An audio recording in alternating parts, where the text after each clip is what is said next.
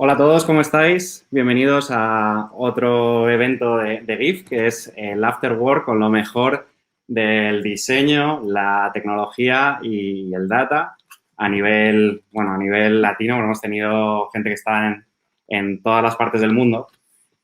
Para los que no nos conozcáis, Garaje Idea somos un estudio en el que ya somos más de 100 personas haciendo proyectos de estas tres disciplinas. Y bueno, os invitamos a que veáis nuestra web, donde podréis encontrar no solo qué hacemos, ejemplos de nuestro trabajo, sino también los eventos que estamos realizando como GIF y Garage Life Coding. Por repasar un poco lo que nos queda de GIF para este año, hoy tenemos a un crack, un erudito del diseño como Ariel Gersenbach, que trae una charla muy interesante sobre la ética y el diseño y la intersección que se produce entre las dos. En 2 semanas tendremos a Adrián Méndez Iglesias, Product Lead en Join, que nos hablará de diseño y deporte, y cerramos este año nuestra parrilla de speakers con Ariana Escobar, Lead Product Designer en Salesforce. Como decíamos, apuntaros esta fecha porque va a ser una charla súper interesante para los que os guste el tema del deporte y de cómo la tecnología está entrando en esta categoría de consumo. Creemos que va a ser una charla súper interesante. Ya tenéis el enlace del evento en LinkedIn. Y bueno, y ahora vamos a saludar a Ariel. Ariel, ¿estás por ahí? Aquí estoy. ¿Qué tal? Buenas tardes. ¿Qué tal? ¿Cómo Buenos estás? días. Muy bien, encantado de estar aquí. Muchas gracias, Carlos, Eva y todos en GIF por invitarme. Muchas gracias a ti por apuntarte. Te estaba comentando ahora a Ariel que le vi hace unos años en New X Spain. Lleva toda la vida hablando de diseño y siendo una de las voces más relevantes en diseño de interacción, diseño estratégico, diseño de servicios. Él se define como un Design and Technology Ethicist.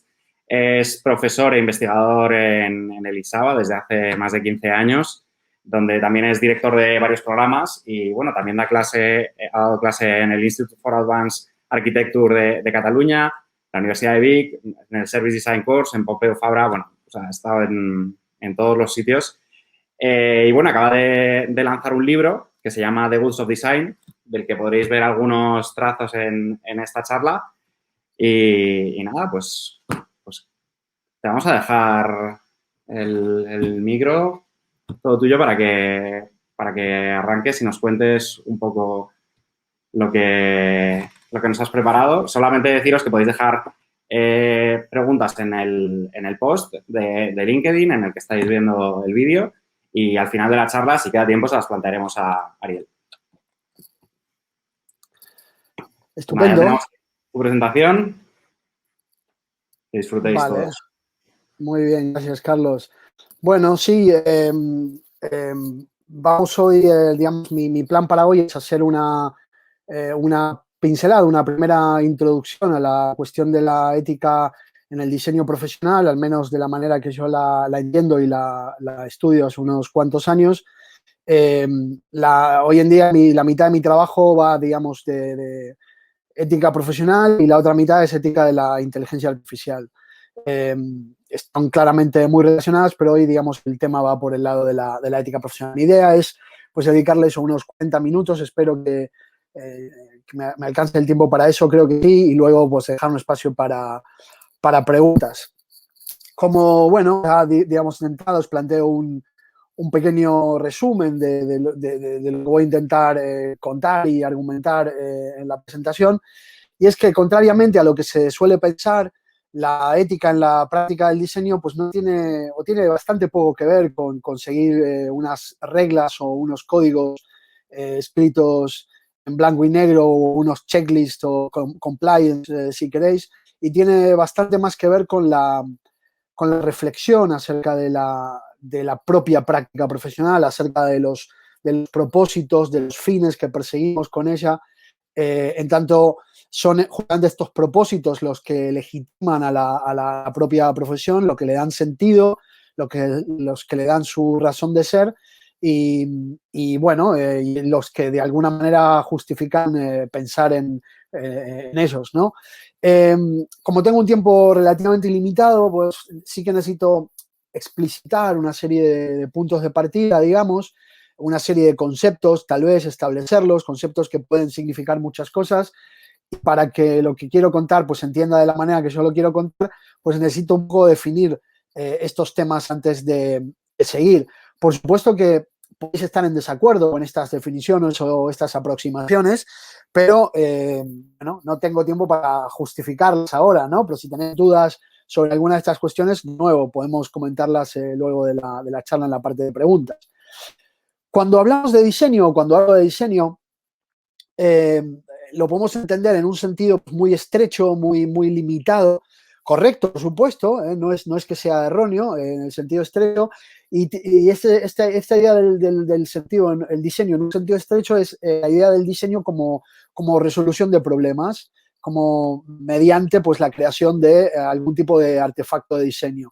Y este artefacto de diseño pues puede ser una interfaz, pueden ser incluso los pasos previos a una interfaz, pero pueden ser también entornos, pueden ser productos, pueden ser gráficos, todo tipo de los resultados de procesos o proyectos de diseño, ¿no? Servicios también, claramente. Pero también el diseño lo podemos entender en un sentido mucho más amplio, ¿no? Entendido como la definición o la prefiguración de nuevas maneras de vivir, nuevas maneras de existir, de ser, de estar, de conocer. Y esto tiene, pues, hoy en día, pues, se puede ejemplificar, pues, por ejemplo, con el proyecto de las superillas en Barcelona o muchos otros proyectos que van más allá del significado más estrecho tradicionalmente asociado al diseño, ¿no? Es decir, diseñar un proyecto como las superillas es diseñar maneras de transportarse, de moverse, es diseñar, o al menos pensar en ellas, ¿no? Maneras de comunicarse, de hacer comunidad, de vivir en el barrio, de transitar, de comprar, y de muchas otras cosas, ¿no? Entonces, este es un sentido pues, más estratégico y más amplio que también le podemos dar al diseño, que tiene hoy en esta charla también una, digamos, su especial relevancia, ¿no? Luego, tenemos la idea de las personas que diseñan, ¿no? Diseñadoras y diseñadores, ¿no? Y aquí también tenemos dos visiones, ¿no? Que no son necesariamente antagonísticas, no son necesariamente, no están encontradas, no son opuestas. La primera es la visión de ver al diseño y al diseñador como ver el diseño como una capacidad humana básica, ¿no? Entonces, Papanek, por ejemplo, dice que todos somos diseñadores, ¿no? Porque todos diseñamos, por ejemplo, cuando hacemos un pastel o cuando ordenamos nuestro escritorio, ¿no? Esa es una visión muy popular también hoy en día, sobre todo gracias al design thinking y al diseño participativo, que de alguna manera asigna este rol de diseñador a personas que diseñan, ¿no? Pero también, bueno, esta frase famosa de Papanek, digamos, hace 50 años ya.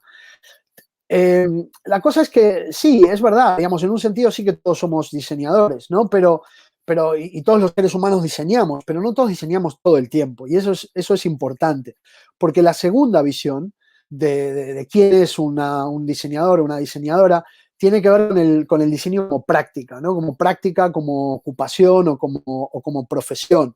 Y es seguramente la concepción del diseño que involucra a la mayoría de vosotras y vosotros, ¿no? La idea del diseño como una práctica profesional o ocupacional, ya veremos qué es, donde ejecutamos o practicamos, mejor dicho, el diseño muchas horas al día, ¿no? A diferencia de una persona que participa puntualmente de un proyecto de diseño o que diseña, pues, no sé, su jardín de una manera, pues, mucho más puntual. Entonces, la idea del diseño como profesión es que uno pasa mucho tiempo haciendo esta profesión, ejerciendo esta profesión o esta ocupación. Y esto es lo que nos permite, pues, adquirir expertise, es lo que nos permite adquirir y desarrollar una serie de valores compartidos, una capacidad de reconocernos como participantes, como practicantes de esta práctica, ¿no? Entonces, La cuestión que podemos explorar es si el diseño realmente es una profesión, ¿no? Y eso dependerá de cómo entendamos las profesiones, ¿no? Eh, no hay una única manera de entender el término profesión, hay muchas maneras posibles de hacerlo. De un punto de vista filosófico, hay una serie de criterios que se ven mucho en la literatura, ¿no? El primer criterio es que una profesión, a diferencia de una ocupación, requiere una formación extensa, una formación de años. Esta formación no necesariamente tiene que ser en la propia profesión. Hay gente que viene, por ejemplo, al diseño desde la psicología, desde el marketing, desde la antropología u otros estudios, ¿no? Sin embargo, la idea de una formación extensa es clave aquí. Entonces, no todas las ocupaciones satisfacen este criterio. Hay ocupaciones muy dignas, por supuesto, que no requieren una formación extensa, pero las profesiones tradicionalmente sí la requieren. Esto también tiene que ver con el segundo aspecto de las profesiones, es que tienen un componente intelectual clave. Eh, no, no significa que sea únicamente una tarea intelectual. Por supuesto, el diseño involucra el uso del cuerpo, ¿no? En las manos, aunque sea. Y hay muchas otras profesiones que involucran el uso del cuerpo, ¿no? Las fisioterapeutas y los fisioterapeutas pues usan sus manos, pero también de alguna manera se nutren de un montón de decisiones que tienen que ver con la formación y con la actividad intelectual. Y el tercer criterio, que es el clave aquí, es que una profesión provee un servicio clave para la sociedad. Es decir, no es únicamente algo bueno, algo que se da, sino que es un servicio clave relacionado con el bienestar de la propia sociedad. Entonces, es profesional va mucho más allá de cobrar por el trabajo. ¿Qué quiere decir esto? Que ser un profesional es más que simplemente, por ejemplo, decimos es un deportista profesional o es un músico profesional. Ahí estamos enfatizando la idea de cobrar, contrastada con la idea del amateur, ¿no? Del aficionado. Aquí profesional no significa eso. De hecho, hay profesiones donde se suele cobrar bastante mal, ¿no? La docencia, por ejemplo, es una de ellas. Las maestras y maestros en casi todo el mundo, incluso en los países ricos, cobran comparativamente mal comparados con otros profesionales. Pero entonces no tiene necesariamente que ver con el cobrar y con el dinero.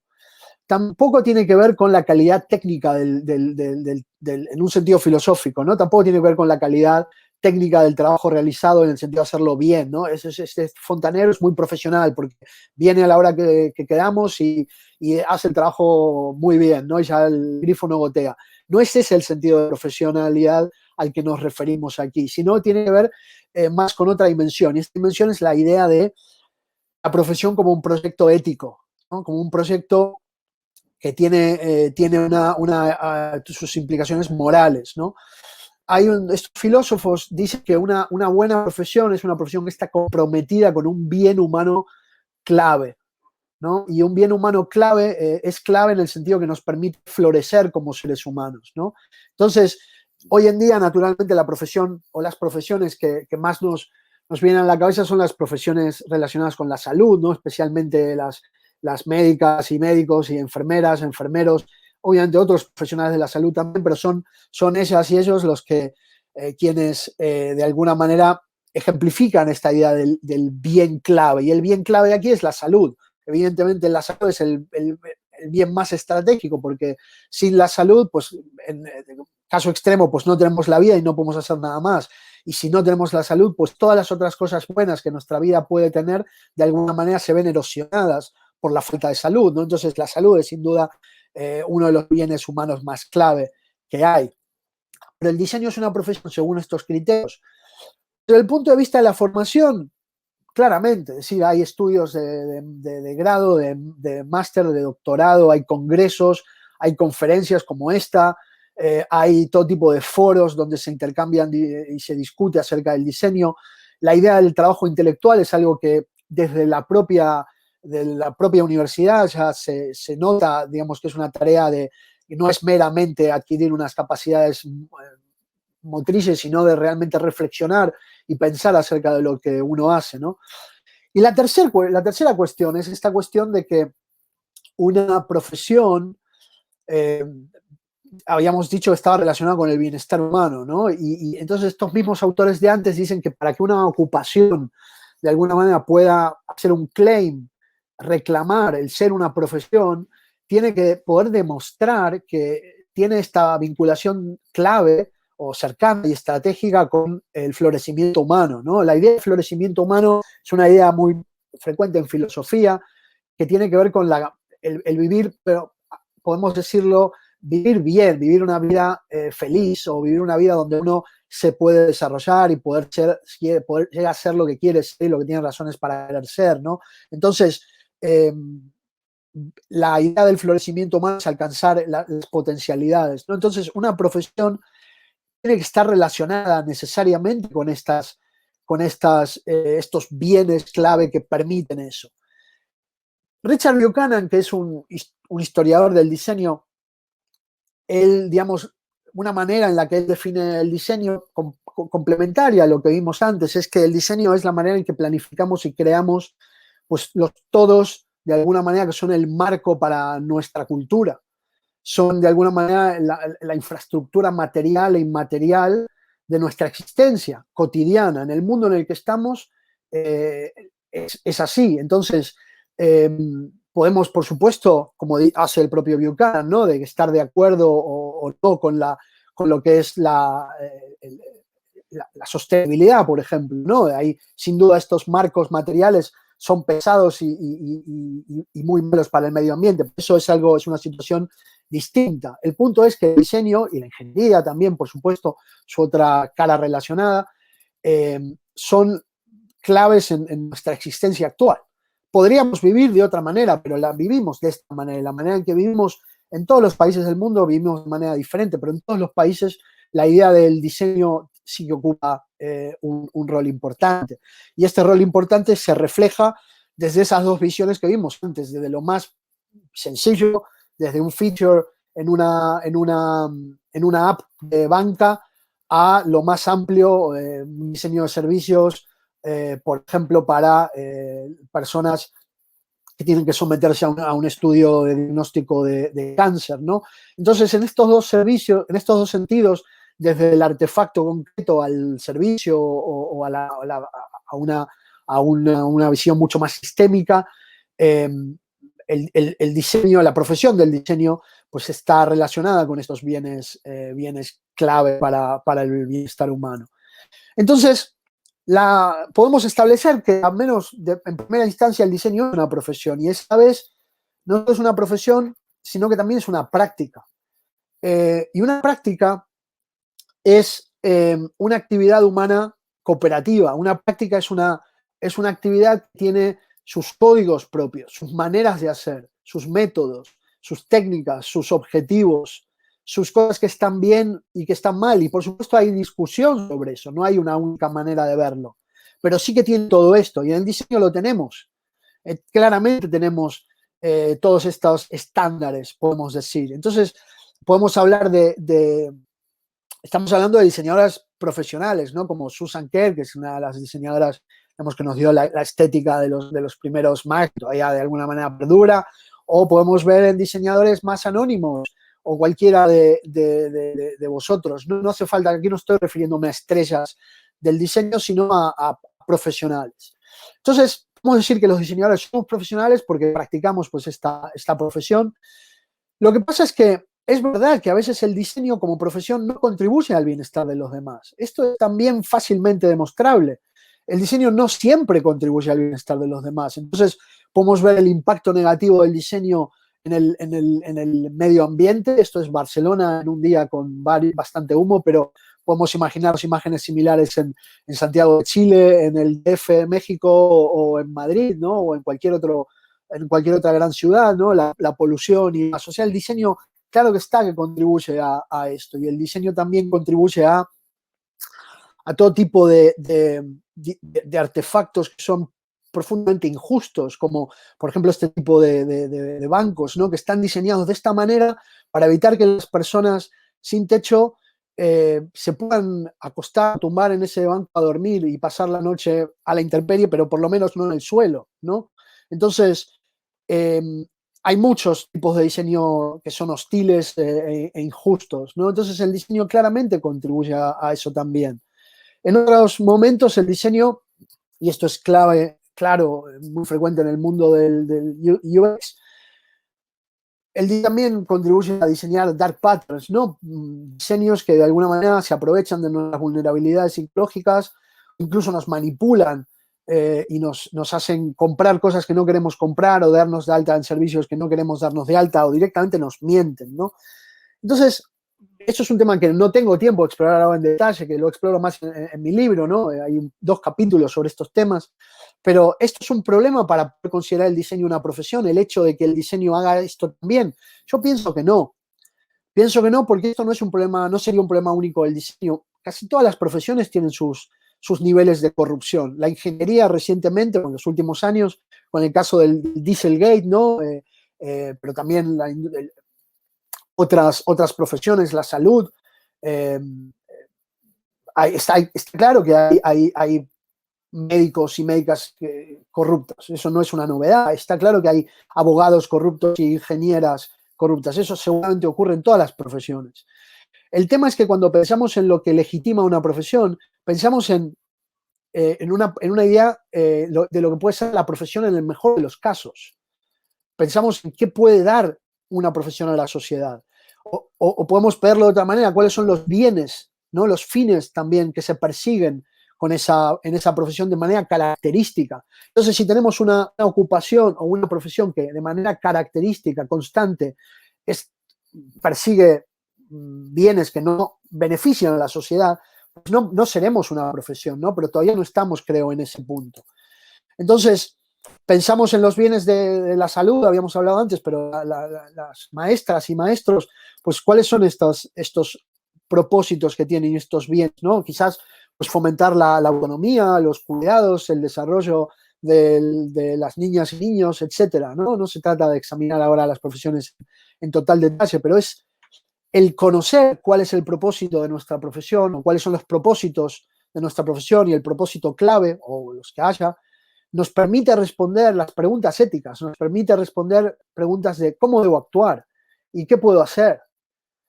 Si no tenemos esos propósitos, pues se hace difícil saber cómo actuar, si no tenemos claro cuál es nuestro propósito como profesionales. Y cuando digo nuestro propósito como profesionales, no me refiero a un propósito individual, me refiero a un propósito compartido por la profesión.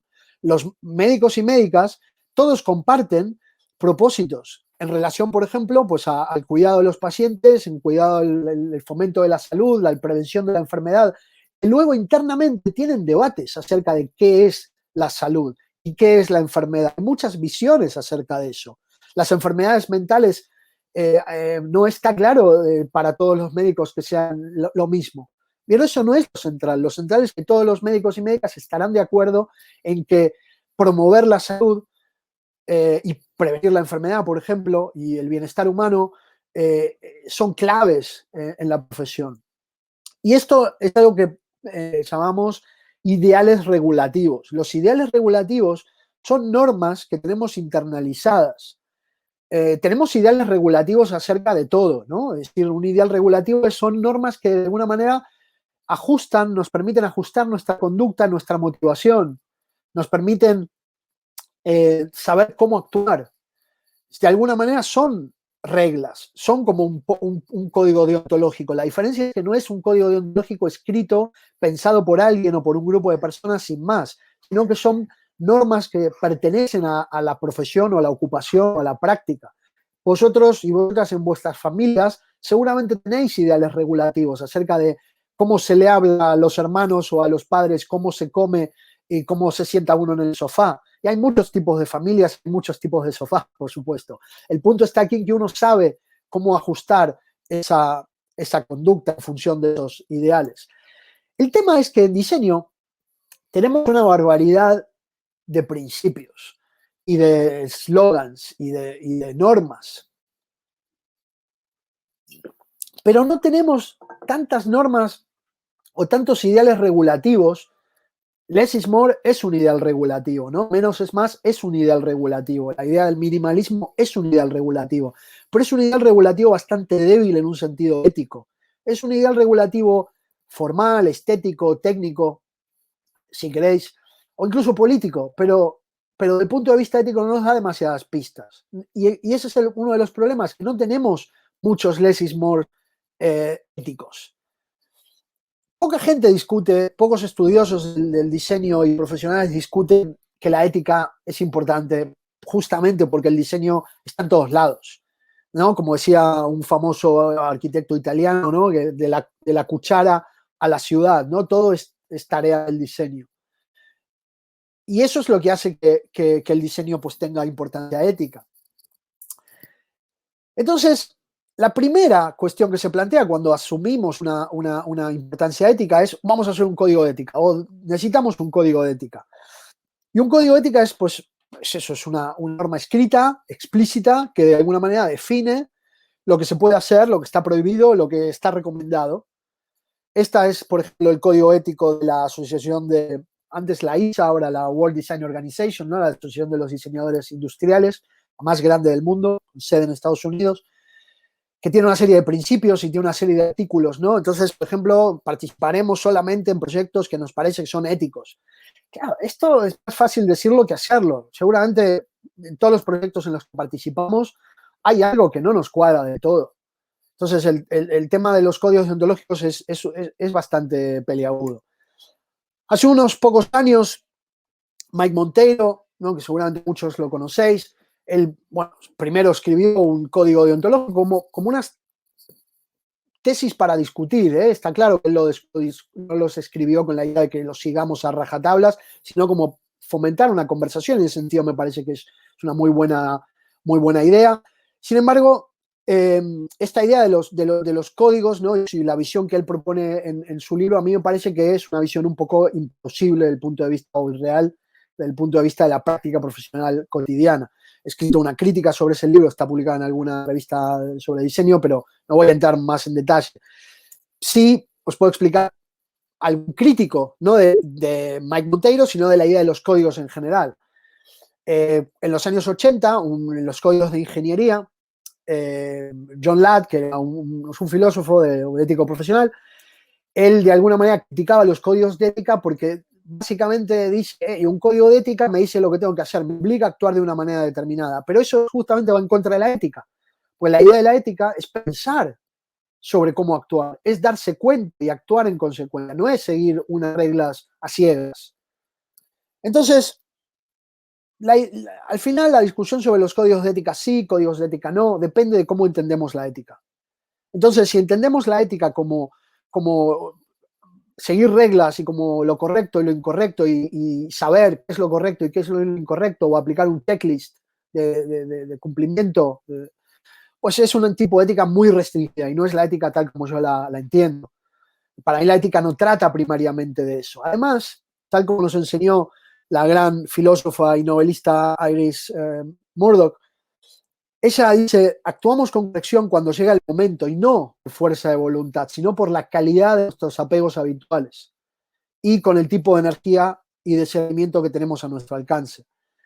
Entonces, ella lo que nos está diciendo en esta magistral frase, que tiene sus partes de arriba y abajo que también son igualmente magistrales, es que no se trata de seguir una serie de reglas, sino que se trata de apegarnos a ciertas cosas importantes. Se trata de saber discernir y aprender a discernir. Y se trata de saber tener esa energía. Al final, entonces, la ética es una conversación acerca de cómo debemos vivir y es una conversación acerca de qué es vivir bien y qué es la vida buena, ¿no? Entonces, se trata de aprender a discernir qué cosas y qué acciones son importantes para uno, para la sociedad, para los demás, porque nos llevan a nosotros y a los demás, no solamente a las personas, sino a los animales no humanos y al planeta en su totalidad, a una vida buena. Y se trata de desarrollar pues, justamente estos apegos que nos conduzcan de alguna manera a eso, a que nos importe lo que es bueno y que nos motiven para actuar en ese sentido. Pero también que nos den de alguna manera la energía para perseverar cuando las cosas se ponen difíciles o que nos den la capacidad para saber cuando tenemos conflictos entre dos cosas que queremos. Entonces, ¿cómo actuamos en ese momento? Eso es la ética. Los códigos Pues los códigos sí que pueden servir, claro que pueden servir. No es que haya que prohibirlos y que sean inútiles. Los códigos sí que pueden servir. Nos pueden dar pautas, nos pueden, de alguna manera, recordar qué cosas son importantes.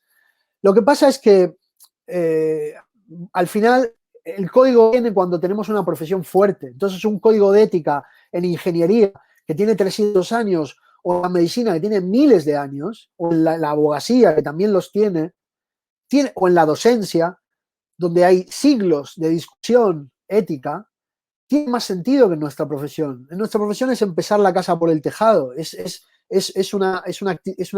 generar un código ético hoy en día para mí es un sinsentido. Porque necesitamos primero discutir el para qué de nuestra profesión, necesitamos discutir el cómo, necesitamos discutir el cuándo. Y eso es lo que quizás en un futuro o en unas décadas podamos hacer un código o unos códigos que tengan más sustancia. Pero hoy en día empezar con esta idea de la parafernalia de las profesiones no va a garantizar nada, no nos va a ayudar en mucho. Entonces, tenemos eslogans, tenemos principios, pero como también decía Buchanan, lo que no tenemos son estos principios que de alguna manera nos reflejen los principios base de la propia práctica, los principios que justifican y que anclan el carácter ético de nuestra profesión. Es aquí donde vengo yo con mi contribución, que es el libro que comentaba Carlos antes, donde lo que hago es, de alguna manera, examinar la práctica del diseño a través de la idea de profesión. Y yo creo que esto nos permite cultivar la ética dentro del diseño. Lo que yo hago es, de alguna manera, preguntarme cuáles son estos bienes estratégicos con los que el diseño como profesión ya está comprometido, porque ya tenemos una historia, somos una profesión nueva, pero tenemos un siglo de profesión y podemos mirar atrás y mirar, hey, ¿qué es el diseño en el mejor de los casos? Entonces, para mí esta actividad no tiene que ver con generar códigos de ética, no se trata de que venga alguien de fuera a promulgar reglas para que podáis diseñar de manera ética. Para mí tiene mucho más sentido pues buscar, hacer una antropología a la profesión y revelar algo que yo creo que ya existe. Me puedo equivocar en mi diagnóstico, en cómo lo formulo, pero yo creo que eso está ahí y vendrán otros filósofos y filósofas y quizás encuentran otra cosa, revelan otra cosa. Eso es perfectamente posible. Pero yo creo que no se trata de crear una ética, sino que se trata de revelar algo que ya existe y que ya está presente en la profesión, por ejemplo, en este tipo de proyectos, pero en infinitos otros, de lo pequeño a lo grande. En muchos otros proyectos, desde un buen diseño de un libro, vamos a encontrar estos bienes. Y estos son los bienes que representan de alguna manera la contribución que el diseño hace a la sociedad. Y es lo que diferencia la profesión de las demás profesiones y de las demás prácticas. Entonces, la medicina es una profesión, pero es una profesión diferente de la abogacía y diferente de la docencia. El ajedrez es una práctica y es diferente de la práctica de tocar el piano. Las dos son prácticas, las dos tienen sus reglas. Y el punto está aquí en encontrar qué nos diferencia de las demás prácticas y de las demás profesiones. Y aquí, digamos, para dar una pincelada por dónde podrían ir estos bienes del diseño, cuando pensamos en el diseño, al menos en la definición más limitada, ¿no? Veíamos la idea de resolver problemas, ¿no? Y hacer pues, unos planos, por ejemplo, unos wireframes. Y eso sería el objetivo literal del diseño. Pero el objetivo literal del diseño no es el propósito del diseño, no son los bienes. Entonces, el objetivo literal del ajedrez es dar jaque mate al rey, pero el propósito del ajedrez no es ese. El propósito del ajedrez es mucho más amplio que eso. El dar jaque mate es lo que uno hace para alcanzar ese propósito. Entonces, cuando uno toca el piano, una concertista de piano que toca el piano, pues el propósito no es tocar las teclas en un orden determinado. El propósito va mucho más allá. Y obviamente los más capacitados para decir cuál es el propósito de tocar el piano son las propias personas que tocan el piano, no yo. Entonces, el objetivo de fondo del diseño tampoco es hacer wireframes. Eso es el qué, la cosa literal, pero no es el objetivo. Podemos ir un poquito más, acercarnos más a ello, si lo formulamos, por ejemplo, es concebir el mundo material o el mundo artificial que nos rodea, esta infraestructura material e inmaterial de la cultura humana. Aquí ya nos acercamos bastante. Lo que pasa es que aquí deberíamos agregar un para qué. ¿Para qué hacemos eso? ¿No? Para empoderar, para permitir o facilitar a las personas y colectivos y organizaciones perseguir y alcanzar sus propósitos, ¿no? Y los individuales y colectivos. Entonces, yo veo el diseño como, o los bienes del diseño tienen que ver con esta extensión de capacidades, de posibilidades para la vida, de capacidades, potencialidades y posibilidades. Entonces, unos buenos auriculares aumentan nuestra capacidad de escuchar la música, por ejemplo. Por supuesto que también reducen otras capacidades, la de estar conectado con nuestro entorno, ¿no? Entonces, si conocemos y entendemos estos bienes del diseño y los entendemos, por ejemplo, relacionados con esta extensión de capacidades, podemos derivar propósitos para el diseño y podemos derivar unos propósitos que van a informar y definir estos ideales regulativos. Entonces, tal como yo lo veo, si el propósito del diseño es extender las capacidades humanas, pues unos auriculares que solamente me aíslan de mi familia o de mis amigos o de mis compañeras de trabajo, de alguna manera sí que extiende unas capacidades, pero gravemente limita otras, ¿no? Entonces, bajo esta idea podríamos pensar en qué podemos hacer, por ejemplo, para evitar eso, ¿no? Entonces, pues unos buenos auriculares hoy en día empieza a permitir que uno pueda escuchar también el sonido del exterior, por si se acerca alguien y nos habla y no estamos constantemente aislados de donde estamos, ¿no? O sea, para ir redondeando un poco y clarificar más esto del todo, propósitos para el diseño, ¿no? Y son propuestas de discusión, yo las planteo de esta manera. Por supuesto, un propósito para el diseño muy frecuente es la idea del diseño como una herramienta para las empresas para, por ejemplo, pues generar más valor económico, ¿no? O mayores ingresos o mejorar el revenue, o como queráis decirlo. Este es un propósito que para muchos el diseño tiene y es, bueno, una manera de verlo. Una visión mucho más política, la diseñadora Sasha Costanza Shaw dice que el diseño, el propósito, pues uno de los que plantea, ¿no? Es desmantelar la desigualdad estructural y avanzar la liberación colectiva y la supervivencia ecológica. A mí esto me parece absolutamente necesario. Lo que pasa es que este es un propósito que podrían decir casi todas las profesiones. A mí me falta que esto sea más específico del diseño. Por contrapartida, Ezio Mancini, que es a quien admiro enormemente, él plantea plantea muchos, ¿no? Pero uno de ellos es, por ejemplo, ¿no? De apoyar procesos de codiseño abiertos y de alguna manera facilitar iniciativas de diseño. Y a mí esto, de nuevo, me parece correcto, pero también a la vez un poco demasiado técnico, ¿no? Le falta el para qué, no está ese para qué. Porque esto se podría usar para fines justamente opresivos. No es claramente, no es lo que Mancini tiene en mente, eso está claro. Mi propuesta entonces es que esta expansión de capacidades a través de la concepción del mundo artificial tienen que ir para que los demás puedan florecer y prosperar, ¿no? Entonces, es esta idea que os comentaba antes de empoderar, de permitir y facilitar a las personas, que puedan las personas ser y hacer aquello que quieren ser y hacer, y que tienen razones para querer ser y hacer. Entonces, si pensamos alguno de vosotros que les toque diseñar un sistema de alquiler de scooters eléctricos, pues no podemos enfocarnos únicamente ay, me equivoqué, el orden de las páginas, perdón. Enfocarnos en los usuarios y nada más, o en el cliente nuestro y nada más.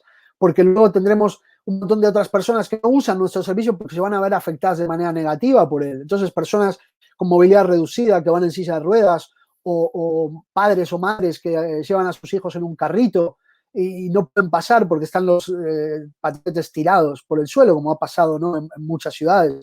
Entonces, la idea del diseño de alguna manera, el internalizar esto como un ideal regulativo nos permite ver cómo debemos actuar y el qué puedo hacer. Pues debo hacer algo para que el usuario del patinete eléctrico, el que paga el alquiler, no lo deje tirado en medio de la vereda, de la acera, de la calle, porque eso puede no solamente molestar a los demás, sino poner en peligro su vida incluso.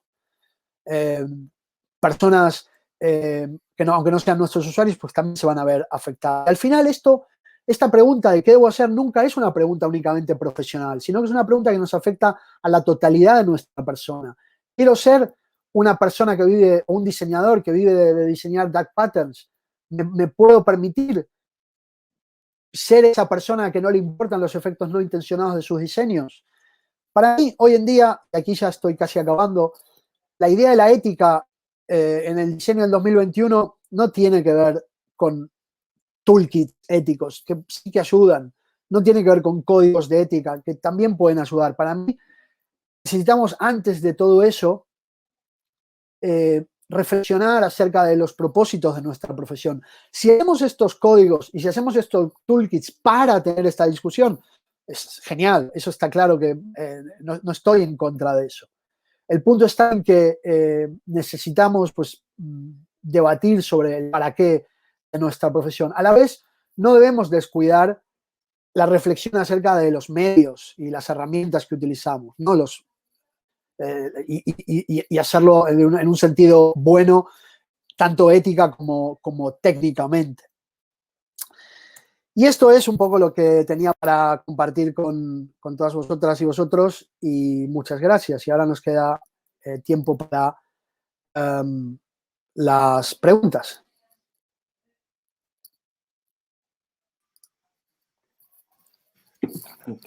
Muchas gracias, Ariel. Ha sido una charla que yo creo que nos está a todos pensando cómo podemos trabajar en un diseño más ético todos y cómo se hace eso de aplicarlo a nuestro día a día, ¿no? Que es lo que una de las cosas que comentaba, ¿no? Cómo articular ese fin en nuestra profesión, con cada uno de nuestros clientes, etcétera. Pero bueno, vamos a revisar las preguntas que van llegando. Tenemos una, así que podéis ir dejando en el post a las que queráis. Y bueno, David Prado, buen amigo tuyo y nuestro, nos pregunta que si llevamos todo este tiempo haciendo diseño y bueno, y con este florecimiento del diseño estratégico, ¿por qué hay ahora tanto interés por esa intersección entre diseño y ética? Bueno, en realidad este interés no es tan nuevo. Es decir, yo puse el libro de la frase de Papanek del 71, pero podemos ir a 60 y pico con los escritos de Ken Garland o incluso los escritos de Tomás Maldonado en los años 60 también, ¿no? Entonces, y podemos pensar que en cierta medida la preocupación de los primeros teóricos del diseño ya tenía una dimensión ética importante. Con William Morris y demás, que claramente se equivocaban, ¿no? Muchos de los diseñadores modernistas de la Bauhaus y demás claramente pifiaron el tiro, ¿no? Pero sí que ese interés ético ya estaba. Sí que ahora hay como una cosa, bueno, podemos decir un revival de este tema, y a mí me parece que viene motivado sin duda por el impacto que tiene el diseño en los servicios, en UX, y también la inteligencia artificial, ¿no? Entonces, de alguna manera, el impacto, un póster, un mapa de metro en los años 80, pues claro, tenía un impacto ético, pero estaba mucho más contenido. En cambio, ahora, pues diseñamos una app que va a servir para que las empresas pues, puedan predecir a quién le van a dar un préstamo y a quién no, y eso, los impactos que tiene a nivel social son enormes, o pueden ser enormes, ¿no? Así que, bueno, creo que me parece que tiene que ver con eso. Y a la vez tiene que ver con que justamente estamos en la profesión del diseño ocupando un rol mucho más estratégico, ¿no? Los últimos 20 años sobre todo. Y esto es lo que hace que al ser un rol más estratégico, pues es menos técnico. Y al ser más estratégico es más ético que técnico. que no se descuida su dimensión técnica, pero la idea de definir la estrategia es claramente el que define la estrategia o las personas que definen la estrategia tienen esta responsabilidad ética. Vi un mensaje de Flavia Canelo, perdón, y un par de mensajes, ¿no? Y hacía referencia al tema de entender a quiénes estamos potenciando y extendiendo capacidades. Y esto es un comentario absolutamente relevante. Aquí no he tenido la oportunidad de desarrollar más en detalle, pero no todas las capacidades vale la pena promoverlas. No estamos hablando de capacidades que sean conducentes al florecimiento humano. Y hay muchas maneras de entender el florecimiento humano, pero no todas las capacidades, pues las capacidades no son neutrales. Entonces hay capacidades, pues uno puede fomentar, pues un arma aumenta las capacidades de matar. Entonces estamos hablando, digamos que no se tratan de capacidades de por sí. La idea de las capacidades hay toda una discusión filosófica sobre esto que yo comento en el libro. Hay toda una escuela filosófica que trata de las capacidades, ¿no? Y bueno, el enfoque de las capacidades para aquellos que les interese el tema. Bueno, ha habido en esta última semana un debate en torno a este nuevo feature de WhatsApp de si que te permite escuchar las cosas a doble velocidad y que es una tendencia que también se ha aparecido en los contenidos, ¿no? Y que tiene mucho que ver con esta cosa de dar superpoderes a la gente y hasta qué punto esos superpoderes pues, les ayudan a su salud mental, a su bienestar y a su florecimiento. Pero este es un claro ejemplo de cómo la tecnología pues viene simplemente a resolver un problema que la propia tecnología había creado, ¿no? Entonces me quedo sin tiempo porque tengo demasiados mensajes. ¿Qué puedo hacer? Pues los paso más rápido, ¿no? Entonces esto es, de nuevo, combatir el fuego con fuego. Pero bueno, esto ya es una discusión más profunda que requeriría de otro tratamiento, pero la idea es ver que la tecnología pues nunca es neutral y que va a tener efectos y nuestra responsabilidad como diseñadores no puede ser, es imposible pensar en todos los efectos que va a haber. Es imposible porque la tecnología depende de más que solo de nosotros. Pero sí que vale la pena pensar en algunos de ellos y evitarlos si los detectamos. Vale, tenemos más preguntas. ¿Crees que es posible tener o defender ciertos códigos éticos trabajando en sectores o clientes como banca, gas, préstamos, bueno, en la industria del juego incluso? Yeah. Bueno, a ver, justamente en la industria del juego en el libro tengo un par de ejemplos sobre eso y yo creo que sí que es posible. Creo que sí que es posible porque es digamos, la idea, digamos, de uno depende del rol que la profesión del diseño juegue en la propia narrativa personal, en la construcción del propio ser de cada persona. Entonces, para muchos de nosotros, nuestra profesión es importante, es constitutiva, en el sentido de que no es que nos define, nos constituye. Es decir, el ser diseñador para mí o para seguramente muchas y muchos de vosotros es tan importante como el ser hija, hijo, amigo o deportista. Es parte de quienes somos, o sea, tiene un aspecto de construcción de la propia identidad.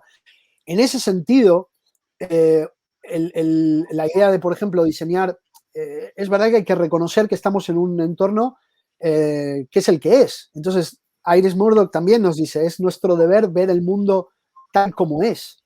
Entonces, la idea de poner los deberes separados del contexto, pues es una ética absolutamente imposible. Entonces, una ética que solamente te obliga a hacer cosas, pues es una ética que va en camino equivocado. Ahora, si es posible compatibilizar el trabajar, por ejemplo, que son los ejemplos que aquí se ponían, ¿no? Para la industria del juego o en banca o otras industrias así, yo pienso que es posible en tanto uno no se compartimentalice. ¿Qué significa compartimentalizarse? Significa partirse uno en varios compartimentos estancos. Lo que hago como profesional diseñando, por ejemplo, dark patterns, lo pongo en el hueco o en el espacio de profesional. Y es algo que como persona condeno. Eso es compartimentalizarse. Eso lleva a una fragmentación de la propia persona y a la larga eso es te daña a ti mismo como persona. Entonces, el que no se puede hacer, pues claro, no se puede hacer, pero también por uno mismo. sea, lo que es sano es que en según qué industrias trabajen personas con niveles éticos determinados, ¿no? Que solo sea Sí, por no crear... esta es que es una discusión. Es decir, yo no, en mi libro y en mi trabajo no propongo resolver el capitalismo, porque no soy incapaz de eso, ¿no? Pero sí que creo que ofrezco una serie de maneras para lidiar con esta tensión. Entonces, para mí, la manera de lidiar con esta tensión es justamente enfrentarla y entender por qué uno, si ha diseñado Dark Patterns, por qué lo ha hecho. El entender eso, pues habrá algunas personas que ante ese entendimiento simplemente lo nieguen, ¿no? Y oscurezcan esa realidad, y habrá otros que se den cuenta, pues esto no es la clase de persona que quiero ser. Y entonces, para mí también la ética está en ese punto y la compartimentalización va en ese punto. Insisto, esto no es una cuestión individualista, porque el propósito que yo planteo es claramente socialmente determinado, por la propia profesión, que varía según el contexto geográfico. Vale, bueno, una de las disciplinas que más se está desarrollando recientemente es la del diseño persuasivo. Se habla mucho del uso de sesgos psicológicos a la hora de diseñar interfaces enfocadas a la conversión. Y nos preguntan, ¿ética y persuasión son compatibles? Es un tema bastante explorado también, ¿no? Y la ética y persuasión son compatibles. El punto está en el control, el respeto por la autonomía de la persona que está siendo persuadida. Entonces, tú puedes, de hecho, yo persuado a mi hija cuando quiero que se vaya a bañar y no lo consigo, pues está viendo unos dibujos, pues intento persuadirla de alguna manera. Venga, que vamos a jugar y te doy los patitos de plástico. Entonces, estoy intentando persuadirla. Lo que pasa es que esa persuasión de alguna manera puede ser ejercida de manera que no respete la autonomía humana. Entonces, por ejemplo, manipulando. La manipulación para mí es una cosa que claramente excede los límites de lo tolerable. Entonces, los dark patterns, por definición, no son admisibles. Los empujoncitos, los nudges, pueden serlo. Digamos, hay debate sobre eso. Si uno aplica un nudge por ejemplo, para que termines votando a un partido político, como se hizo con el tema de Cambridge Analytica en las elecciones inglesas, ¿no? Si a una persona que ya tiene prejuicios contra los inmigrantes y le muestras fotos de un montón de personas inmigrantes intentando escalar un muro y vienen y te van a comer, pues claro que tendrán miedo de los inmigrantes, pero eso es manipulación. Si tú usas un nudge, por ejemplo, para evitar que una persona apueste cuando tiene problemas de apuestas, pues bueno, quizás eso es lo que se llama un paternalismo suave y es bastante más defendible desde el punto de vista ético. Vale, nos preguntan sobre libros que nos recomiendas para profundizar en este tema. Por supuesto, el primero, The Goods of Design, el libro que acabas de escribir, que os lo recomendamos. Os tengo que decir que os vais a asustar cuando veáis el precio, porque es un libro académico. No quiero dejar de decirlo. La versión en papel iba a ser mucho más barata, pero por la pandemia está retrasada. Saldrá en un futuro cercano, espero. Sí, la versión de Kindle es un poquito más accesible.